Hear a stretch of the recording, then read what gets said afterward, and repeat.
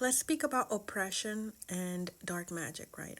I would really like to call it witchcraft because that's what it is, but I'm being guided to call it dark arts, right?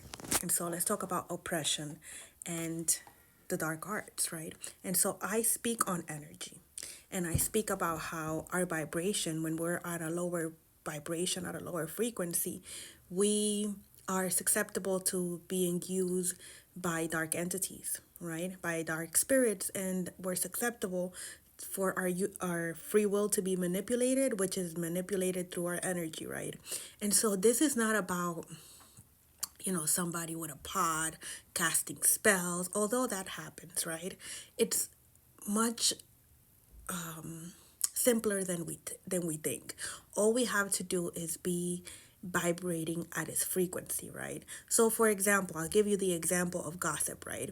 When we vibrate at the frequency of gossip, we're vibrating at the frequency of gossip, right? So these people will create, and I was speaking about this yesterday. They'll create a scenario for the gossip and the slander to go around, right? And so what they'll do behind the scenes is that they'll lower your vibration, right? They'll create circumstances which could even be with the gossip and the slandering, where the scenario would be where people are looking at you weird, or they're looking at you different, or they don't even want to engage with you, right?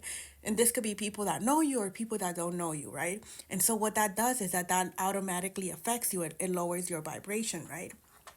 And so then what happens there is that maybe you don't know what's going on, right? Maybe you don't know why people are acting weird, right? But the person, the mastermind, is creating like a recipe, right? So you know how in the movies it shows, like, they have the book of the recipe, and they'll say this and they'll put this in the thing. It's the same way, except that they're using our energy to get it done, right? So they'll have the gossip and the slandering going on, right? The smear campaigns going on, right?